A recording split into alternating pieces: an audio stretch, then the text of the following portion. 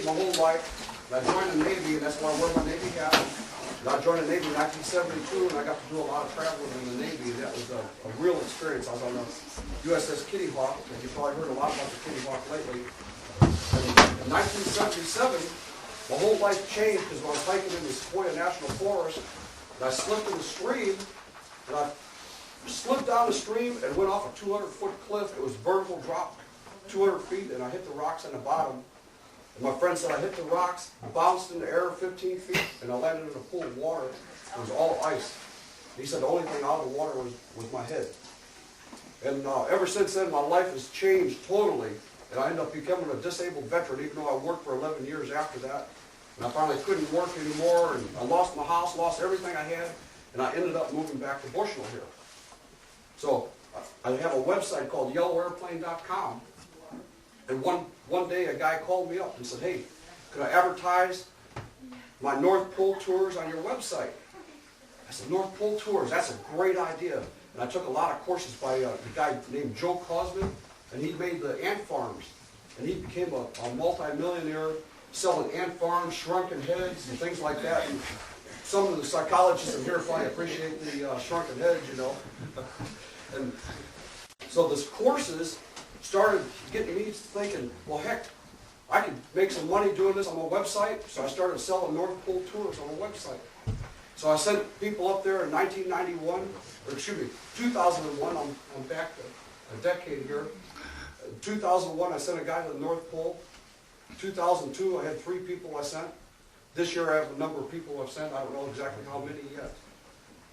So I was disabled, and I had to sit down. I couldn't do anything. I couldn't walk very much because of the jarring. I had a lot of bad internal injuries. So I'm writing a story now why God sent me to the North Pole. Because even sitting up, if I had to sit up and at a desk, I'd get real sick, and it would last for months. Sometimes I'd be bleeding internally real bad. But I found out in 2001 they had a guy in a wheelchair go. Last year we had a 76-year-old lady go, and she wasn't in too good a shape, and she broke her leg when she was in Siberia, and she still went to the pole with a broken leg. We had one guy we carried on a stretcher. He got real sick because he didn't drink water. And that's one of the real things about being on the North Pole, and you're in that environment. You don't feel thirsty, but you really dry out. And one of the big worries up there is not drinking enough water. You have to really force yourself. So I brought the very worst map I could find. The map I was going to bring, I lost it.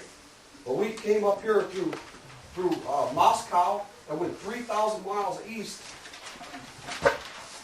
to a little place right here called Khatanga. I'm going to show a slideshow about this, and then we'll talk about the equipment. And anytime during the slideshow anybody has any questions, go ahead and ask. I don't have any problem with that. Can we get the lights, please?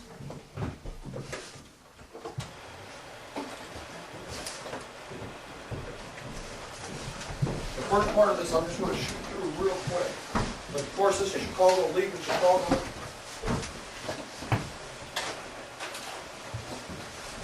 These are the White Cliffs of Dover in England.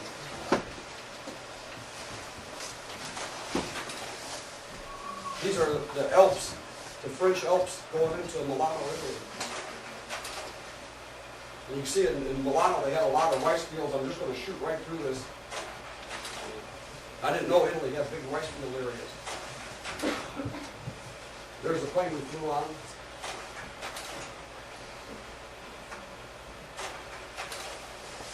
And here we are in Moscow. This is St. Basil's Cathedral. And here's our hotel right across the street from the Kremlin. This is where we ate breakfast every day. We got stuck in Moscow for 5 days, which was great. We were only supposed to be there 2 days. And every day that we had, we were stuck someplace. It was just an added plus. This is all Red Square, and some of the stores on Red Square. It's absolutely beautiful.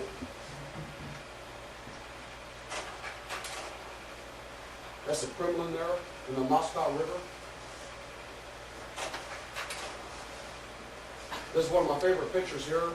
There was not a single person on the Red Square. And this is Lenin's tomb here, and all the presidents are buried in the wall. They cremate them and put them in the wall there with a little plaque, which president was there. And Lenin, he's under glass. You go in there, and here's actually Lenin sitting right there. It was really impressive. There's a mall across the street from the Kremlin's underground mall.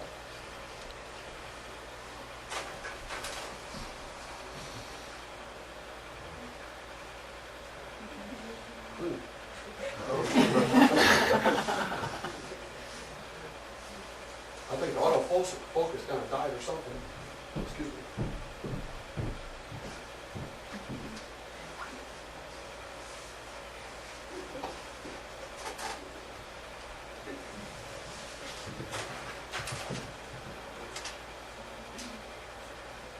I think we're going to have to get the other projector out real quick here.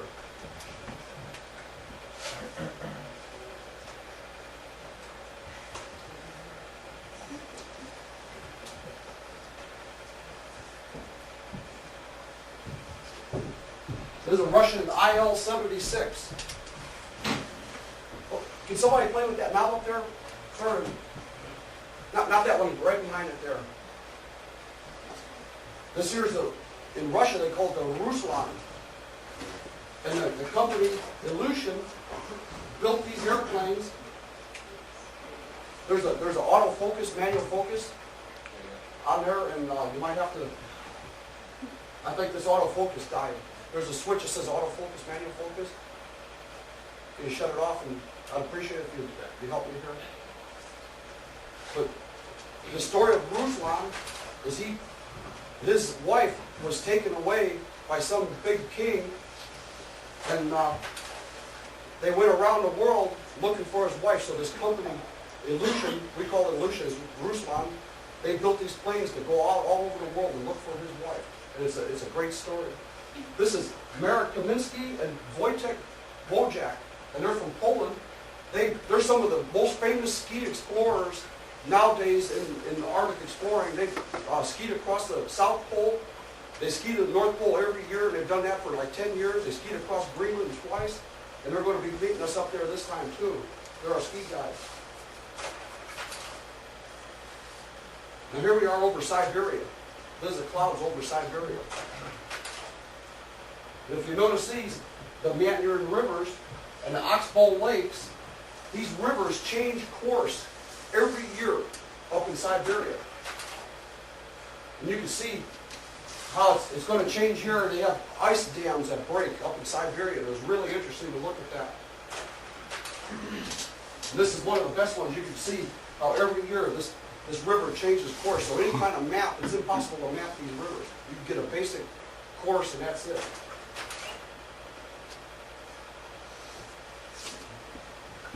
We're flying 3,000 miles east of Moscow. And we're going to a city called Khatanga, and it's really pronounced Khatanga. But all the Westerners and even the Russians in Moscow call it Khatanga. This is the Khatanga River, and this is the midnight sun. It's midnight right now.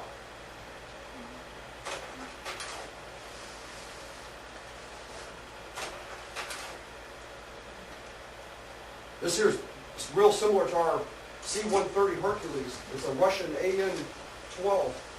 It's a huge airplane. And taking pictures of airplanes in Russia, you could end up in jail real fast. They're real strict. And here's a guy, you can see they have wolfskin hats, and he made this himself.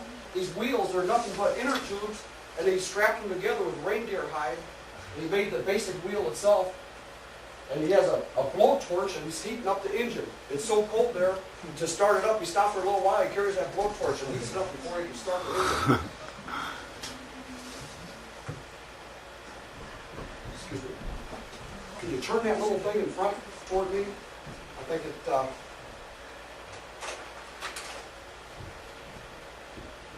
this is the plane we take to the North Pole. It's a Russian... AN-26, an Antonov 26, and inside from here to here is one fuel tank inside, a big fuel tank. So the back door is open, we load it with cargo, here, and they said, well, heck, where are we going to sit? Well, there's room on top of the cargo, there's a little bit behind that fuel tank, so everybody just piled in on top of everything, no seat belts, no nothing.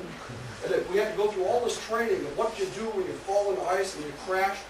They say all about the life jackets. Well, where were the life jackets? We never found anything. We would have all died if we had the crash. And these planes here, this is an AN-2. That's a real famous airplane. It was in production since 1928 and is still in production today. It's the longest production aircraft ever in history.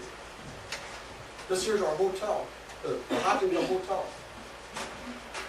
The third floor was the only floor that had American toilets. The rest of them were Japanese toilets. And I don't know if you've ever seen those. It's just a hole in the floor. You have to kind of squat on top of it. It's terrible.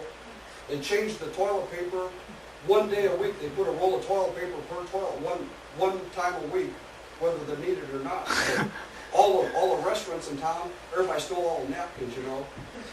And notice this kid. This city here, the temperatures hit 90 below, typically 58 below is where you see it in the winter. And this kid, he's got a Nike hat. The nearest city is about 50 miles away. There's no roads. In the summertime, they have 2 months of summer, and they consider summer when there's no snow on the ground.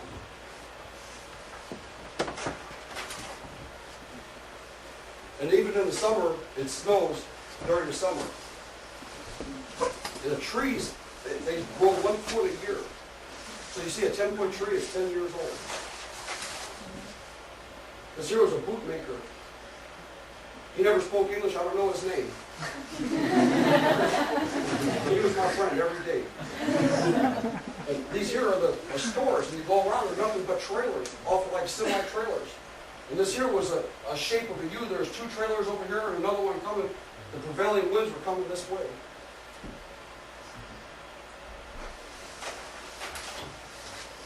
This is the inside of the store.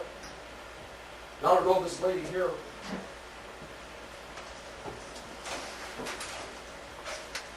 This here is a Russian Orthodox church.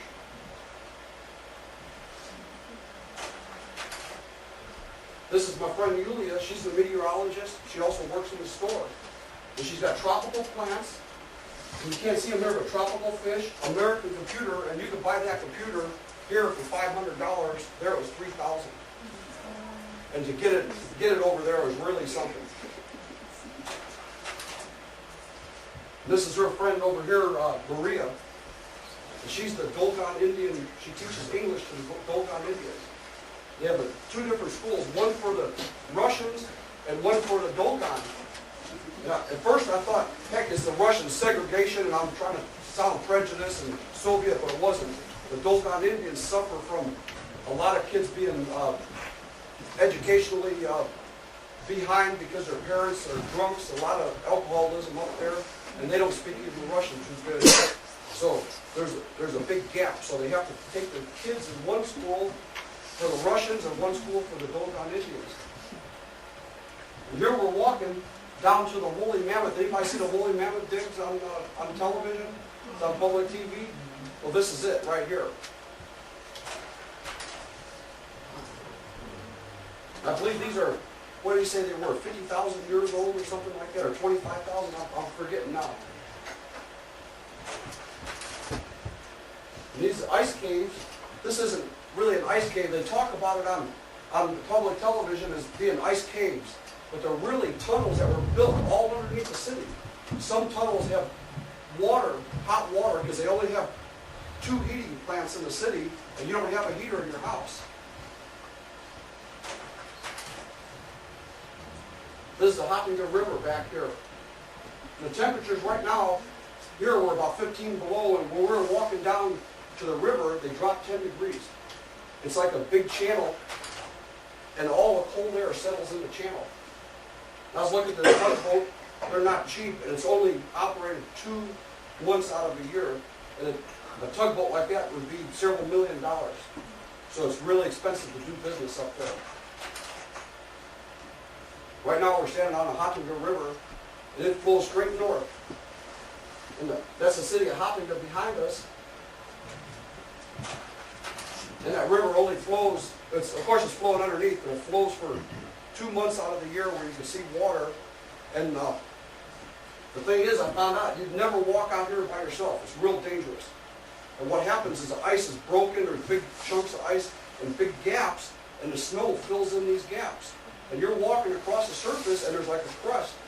And all of a sudden, boom, it gives away and you're down in there. Some of them are 10, 15 feet and you can't get out unless you have help. So I was real lucky. We got stuck in a real bad storm. It kept me there for 10 days straight. We were supposed to be there 3 days only. So 10 days was, every time we got stuck someplace, it was a benefit. This is a tundra. And one of the guys at the security for the airport in Khatanga, it's a military base in northern Siberia. And he ran out to me and, here, take this with you. And that's the picture he gave me.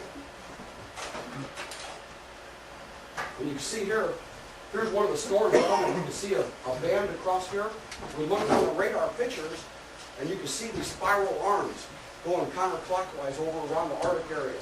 This is the city of Khatanga. This is the way the streets look. And right now, this is 5 minutes later.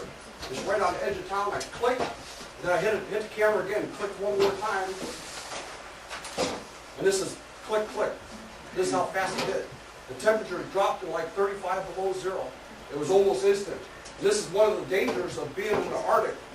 You're up there, and it could be, even on the North Pole, you could drop to be at 4 degrees below zero like we were, and it could drop to 60 below with wind chills to 100 below in a matter of minutes when one of these storms come in. These are skiers. They're getting ready to leave.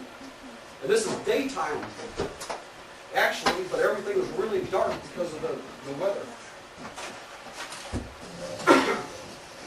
We went to an island up north of Russia, the mainland Russia. This island group is called the Severnaya Zemlya. And this is where they dropped all their atomic bomb testing, and this is the most polluted area, nuclear polluted area in the world, supposedly. Right here is a base, and this is manned by about 25 people all year round, and it's only 700 miles from the pole. And these guys are freezing to death. They're there all year round. They have big dogs, and the dogs are real nice personalities. And I think any dogs that have a bad personality, I think they shoot them or something, because that's where they get all their hats and stuff from. And that big plane, what it does, it takes off, flies up over the North Pole, and on the way up there, they open the back and they drop big barrels of fuel with radio beacons on it. They drop these barrels of fuel all the way on the way. Sets a pellet full of fuel onto the ice. They get up to the pole, and they look for a big area of ice where they can land. They say, okay, this looks like a good landing area, so they drop a pellet of fuel, fly back to shred the island. Then this plane here, the AN-26, is waiting with the crew, and they have 2 helicopters that follow these fuel beacons. One is carrying a bulldozer. So he's going around with a bulldozer, and they're really heavy lift helicopters. It's the the Mill Mi-8. And they're carrying the fuel, and they're carrying a dozer and have to get fuel as they go to the pole. Then they get up to the pole, and they carve out a runway and make their runway up there. And then this last plane came up.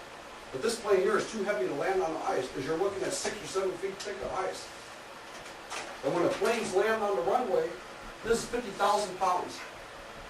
And it sits on there, and that dozer has to move it every 15 minutes. You have to move it 200 to 300 yards, because it puts up pressure ridges underneath. It cracks the ice, subsurface cracks. It weakens it.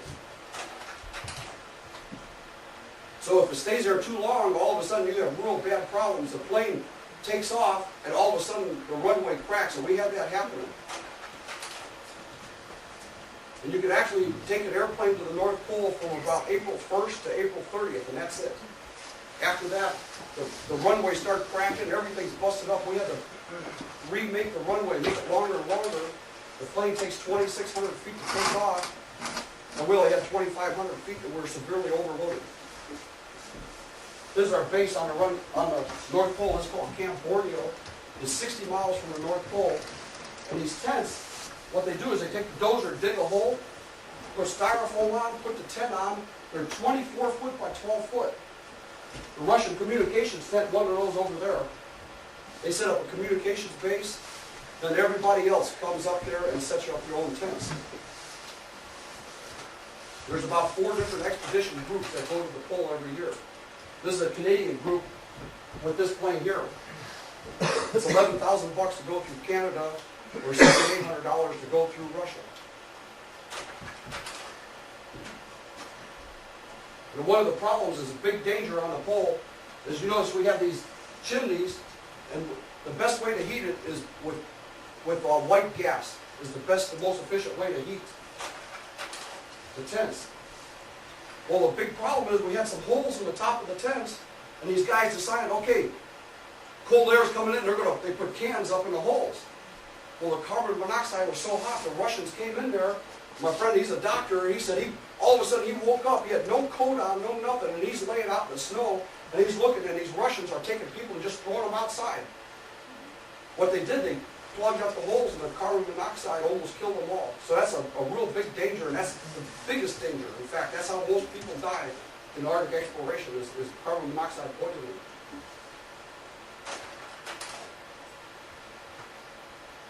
There's our helicopter, and it's going up with skydivers. We had 8 skydivers this year. And this coming year, we're leaving in 3 weeks. We're going up to the pole through Norway. And what they do is they're going to have a guy with scuba diving up this year. And last year was the only year he didn't go up. He's been going up for 7 years now. So if anybody wants to go scuba diving on the pole, just let me know. This is the North Pole marker. We put that in the ice, and we measured it in 5 hours. It was 2 kilometers away. It moved that much, and this is how much this ice pack is moving. And it cracks. And we couldn't actually sit on the real North Pole. I'm sitting on it right now when I was taking the picture. Because they had leads, what they call leads. They crack open, and the ocean comes up, and 8 hours later it freezes over, 10 hours, you can walk across it. But a helicopter can't land there. When the helicopter lands, it sits on the ground real lightly. And the guy jumps out and he takes a big pole and sticks it in the ground where all the wheels go. And he sticks it in the ground because if it sits down and there's a hole there, it'll flip over. And several times we had to move and move and move, and he checked it and checked it and checked it. These here are called pressure ridges. 2 big plates of ice pushed together and pushed straight up. There's no place for it to go. And you can't really see it here, but, well, I guess you can see it, but the blue, it was like jewels. And this blue, this is multi-year ice. Clear ice is single-year ice. The second year it starts getting a blue tone. After that, it gets really beautiful blue. And what happens is all the air leaves it, and it gets really compressed, and it absorbs the lower frequencies, the reds and everything, and the higher frequencies penetrate it, so you only see the blue. And it took me a long time to learn that. And of course, I got this in backwards here. This is Experimental Aircraft Association. There's McDonough County. I guess you probably read. This guy here, Robert Russell, he goes to the North Pole every year. And this year would be his 9th year going to the pole. And he goes to the Amazon every year. He just came back. And what he does, he's a doctor, and he parachutes into the Amazon, and he treats the Yanomamo Indians every year, inoculates them, and he says they dig a lot of worms out of their feet. Then he has to hike 200 miles, and then he leaves. Did you have a question? No? And you can see here we're in a pretty bad storm. The temperature right here went to 69 degrees below zero. And I think that's it. Okay, can somebody hit the lights, please?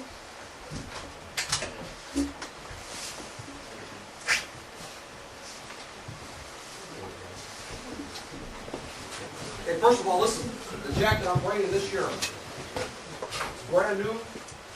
I got it over at Nelson's, right here on the square. And they did a lot of work to find the right jacket for me. Because this time of year, even in January, you can't find it because they sell out, and you can't even get them on the internet. But it has the fur, and the one good thing about the fur is that when the wind comes by, if you don't have the fur, you have the wind circulates. And it blows right into your face, and your face will freeze. But with the fur, it kind of tones down the circulation and breaks up the turbulence. That's the reason they run the fur. This is all down, and it's real rugged. This is a real rugged material. The one I had last year was down jacket, but it wasn't rugged. And I ripped the pockets out, I ripped the zipper out, everything got ripped on it. There's a real important part right here. Scarf. This is made by my high school girlfriend. Now here's the boots. These are 1,000-gram thinsulate boots made by Rocky. I bought them at Farm Kings. These are absolutely the wrong boots to take. And the reason is these are waterproof. And a lot of these guys, they go on these expeditions, they're tourists that go on expeditions, basically. And they say, oh, you wear this kind of boot, wear this.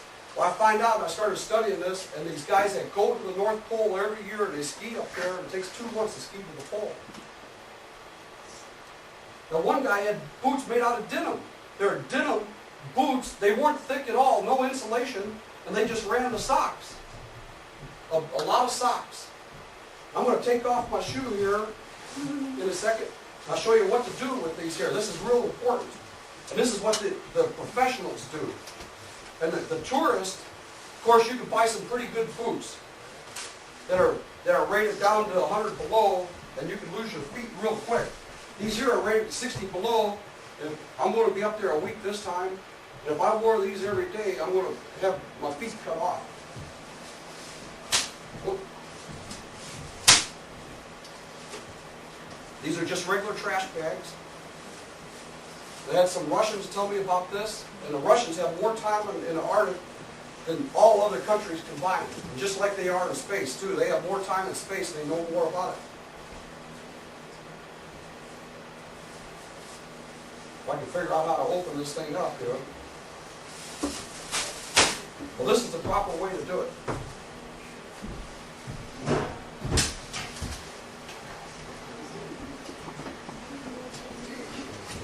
Everybody says never wear cotton socks. But I found that these guys, they wear 1 pair of cotton socks. That's their first pair. You always want to wear white socks, not these fancy things. You take your garbage bag, put it on your foot. Then you take the thermal socks, and these are a polypropylene sock. And they'll wick the water away the best. And you put that right over the top there. Then you run multi-layers of socks with the garbage bag. And what happens, all the sweat goes into the cotton sock, stays in the cotton sock. Any moisture going into the boot reduces the effectiveness of the boot. And after 10 days, these boots weren't any better than my tennis shoes. I had tennis shoes with 2 pairs of socks, and at 20 below, they were just fine. They were totally good. And these boots weren't any better after 10 days, and the reason was because I didn't have the garbage bags. Because any of that moisture goes into these boots, all of a sudden, a little bit of moisture will drop down the effectiveness of the insulation, and you're going to lose your feet. That's why that guy was wearing those ski boots that were made out of denim. And he says, I said, well, what do you do about your feet getting wet? He said, well, they dry off when you're in a sleeping bag at night. They bring fuel. When they ski up to the pole, they bring fuel to cook with, but not for heat. There's not enough room for heat because it takes too much. Here's another real important thing here. It's a nice pad. This one has a slight leak. It takes about 2 weeks to leak down. But it has a little valve. You open it up, and the pad starts expanding. So when you put it away, you roll it up real tight, you tighten the valve, and it's shrunk up. And the foam makes a real good insulation. If you have an air mattress, you'll die with an air mattress. They're absolutely no good because the air can move so freely between the air mattress and the heat conducts right through it, and the cold just goes everywhere. All the girls, please close your eyes. I'm going to show you my underwear here. But this is the kind of long underwear you wear. These are polypropylene. I think polypropylene is real similar to PVC piping. But you wear these close to your body. These wick the heat away from your body, not the heat, but the moisture away from your body the most. Then I put a second pair of regular underwear on. That's a polypropylene blend. It's a thicker coat. Then you put a snowmobile suit on. And it's real important to have a two-piece snowmobile suit. With a one-piece snowmobile suit is actually warmer than a two-piece. But if you have to go to the restroom, what do? You can't go to the restroom with a one-piece snowmobile suit. You have to take it off. If it's 50 below outside with heavy wind chills, 100 below wind chills, you're in big trouble. Anybody have any questions? Okay, well that's actually about it. Right? I just wanted to emphasize about the two-piece clothes and the garbage bags. Those are the most important things you have to do. We go up every year. If anybody wants to go, we have ski tours up there. We go up in April, and you go up in April 1st to April 30th, and that's the only time you go to the North Pole. How long are your trips? Okay, usually 2-week trips. This year we're going through Norway, and we have 2 groups going up. One group goes up for 3 days, and the rest of the groups, they go up for a week of skiing, and they ski the last degree. Camp Barneo is 60 miles from the North Pole. It's about 66 miles per degree. So that they take you up, and that's a real good thing to do. How much does it cost? Okay, $7,800 for the trip. All the equipment is $200. We charge $250 is what they're charging this year. It's $1,000 worth of equipment. You don't get to keep it, but it'll keep you from freezing to death. What is the biggest thing that you think keeps you going back there all the time? What keeps me going back? Yeah. You know what? I've been to Hawaii 3 times. And going to the North Pole was way more fun. Because one of the guys we had with us, he was the top rocket scientist at Aerojet General. A week before he went to the pole, he took a MiG-25 up to 80,000 feet. 2 weeks after the trip, he launched a rocket from Vandenberg Air Force Base in California up over the North Pole. He's also a launch director, and he's a professor at UCLA on rocket technology. He was an Indian. He's from India, and he was a MiG-21 pilot. And by the way, I said, well, what language do they use on the instruments? He said, all English. The Russians make it in all English for the Indians, because they have 13 languages in their country. Well, we had one guy, he was one of the top neural network scientists. We had a maglev trained design engineer. We had a banker from Singapore. We had 26 people from 13 countries. Anybody else? I see someone over here who had a question.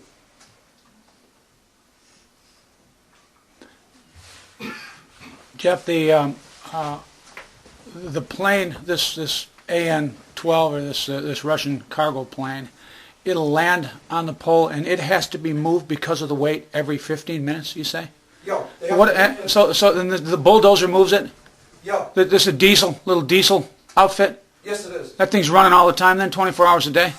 I don't know if they run that all the time or not. I mean, because if it didn't start, they might have some real problems, wouldn't they? Yeah, and it was interesting because they have to move that because it makes pressure cracks. It doesn't actually crack the ice, but it sets the ice up so it starts cracking. And we noticed, I looked at it, here's a crack. One side of the crack was this high from the other. The 2 plates moved. And 5 hours later, it was this much.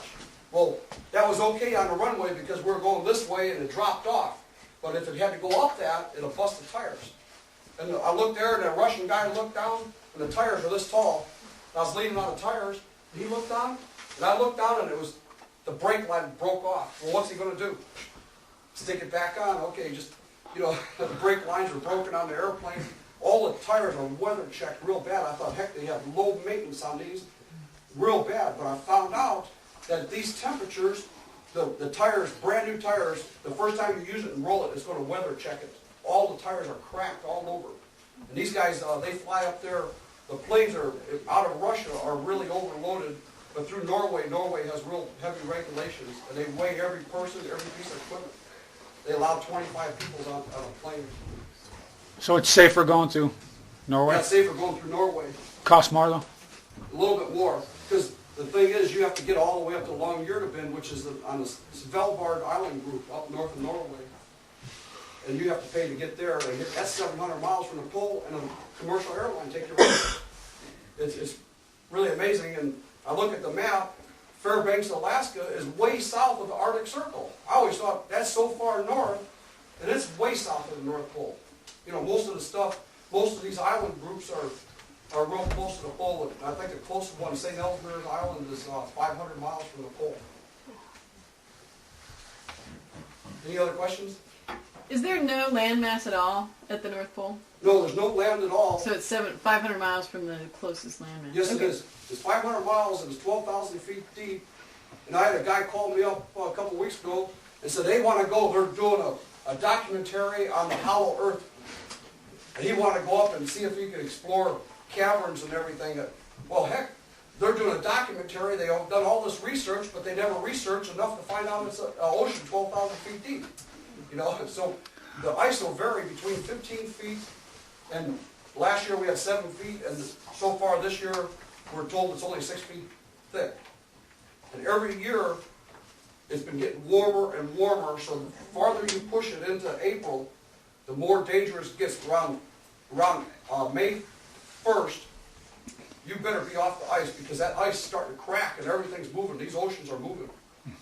And the trans-Arctic drift is toward, it moves from Russia toward northern Canada. So if you had to walk out of there, a lot of these guys, what was it, the Eagle with the big balloon they sent up there? They had a helium or hydrogen balloon in the 30s or 20s, and these guys crashed up by the pole, and they walked and walked and walked. They made 2 miles a day, and all these guys finally died up there. There was a movie over at the Family Video that talks about it. So how do these scuba guys get in the water? Well, they find a broken area, a lead that's broken up, and they go scuba diving. So that works out real good, and I got pictures on my website. You can go to yellowairplane.com, and you can see it says 2002 North Pole Expedition Summary, or you go to the exhibits. I have a lot of exhibits from other people that sent me pictures about their North Pole experiences too. And the interesting thing is you have the chunks of ice, and I didn't know about that until this year. But there's stalactites. What happens, ice does not contain salt. Salt water does not freeze. When it freezes, it pushes all the salt right out, and it just literally drips out and forms these stalactites. So I'm going to try to bring some of those back this year. I want to bring 2 quarts of frozen ice up there back. And I didn't measure the temperature myself last year. Somebody said it was 4 below. But right away I had ice all over my beard, ice in the hair just from breathing in a matter of minutes. And what happens is you have a beard, and a lot of these polar explorers, you see them with the beard, there's a real good reason. And even with a 6-day beard, I had 6 or 10 days of growth, and the ice formed over it. Well, it left an air gap because it formed just on the outside. It was like having a face shield. So you didn't really need a face mask so much if you had a little bit of a beard. So all the girls, I guess they have a little problem up there. Russian women do better up there then? Pardon me? Never mind. But anyway, we drink a lot of vodka up there, and we poured a glass of champagne. You always drink a champagne at the North Pole. Well, I didn't drink a glass of champagne. I sucked on a champagne sickle. It froze instantly as soon as it got in my glass. It had frozen foam and a chunk of ice. That's why I was drinking.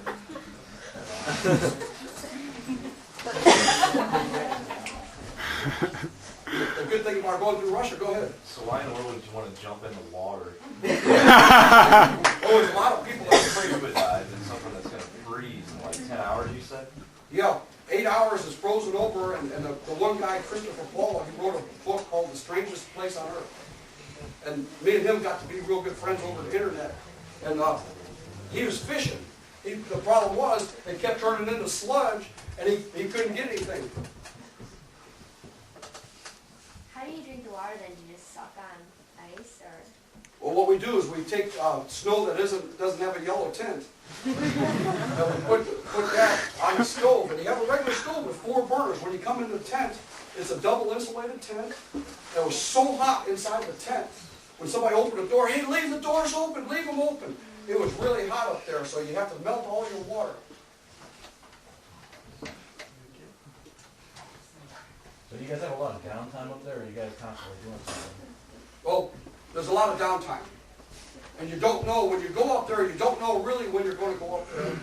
And you don't know when you're going to come back. It's because of these weather patterns. And the planes have to have a bingo point. They have to have another place they can fly to if the airports are stocked in. So it gives a lot of downtime. But last year we built an igloo. And the Russian guy, we had a Russian officer, he was in the equivalent of West Point in the Kremlin. And he was a super nice guy. All the Russian people, I couldn't believe that they were super nice. And one guy with us was a former KGB agent. And he told us about how they used to do electronic spying on the 101st Airborne, all the telexes. He said he loved telexes because you could read all this stuff. You know, somebody sends, oh, Mom, we're going here and then, and you know, the sergeant is this or that. But he says, a lot of information out of that. And he said they made programs, television programs, that help break up our families and things like that. And they sponsored people in the United States that made these type of programs, psychological warfare. And that's a real thing. But Russia's growing up. It's completely changing now. Anybody else? How do extreme cold temperatures affect your disability? Well, Will you talk okay, about that? that's right. And I couldn't sit up or anything. I had all kinds of problems. And anytime I ate, even a quarter piece of aspirin would get stuck. I had severe eating disorders. Jeff, was that from the weather, the temperature though, or was that just from No, it the... had nothing to do with the temperature. And I had these severe eating disorders all the way since 1997. And it was murder to eat. I was in a lot of pain. I had 18 operations all the time. And I spent $100,000 out of my pocket. The insurance spent $500,000, and they couldn't fix the problem. So what happened? Went up there, and the Russians drowned you in vodka. First of all, we had these big wild parties, and the police came in there and laughed at us, but they told us we got to quiet down. And well, it turned out I had an infection in here, and all this medicine didn't work because I had an infection, and that cured it. And now I can eat like a normal person.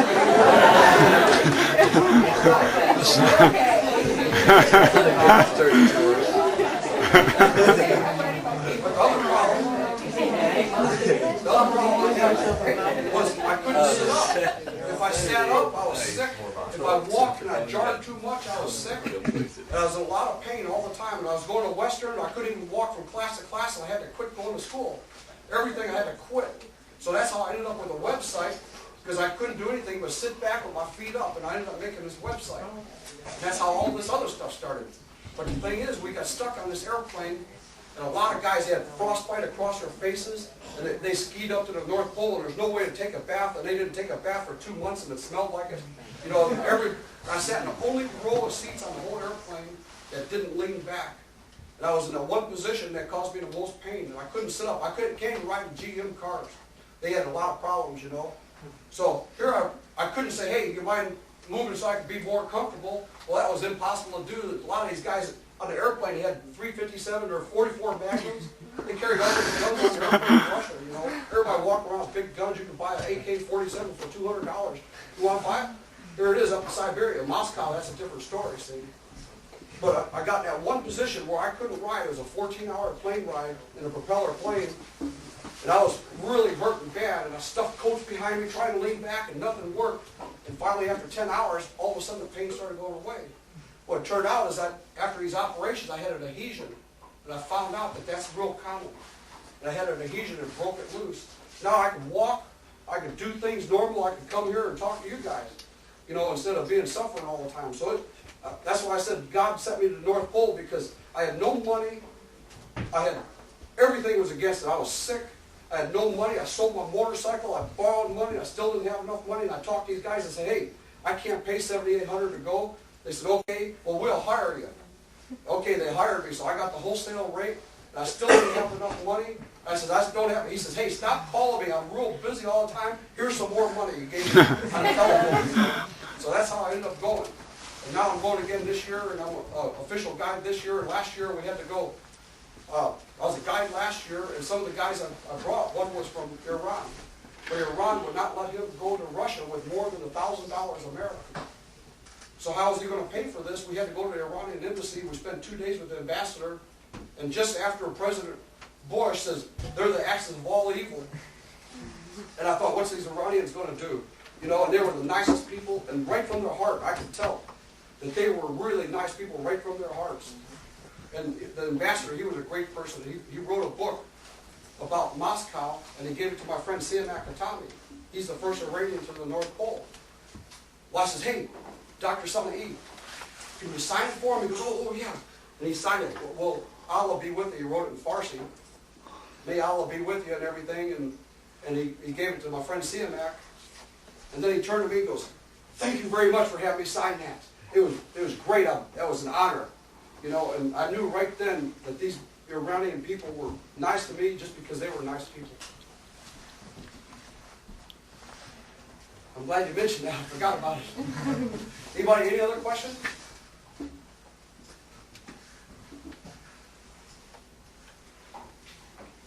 Nope? Okay. Well, thank you very much.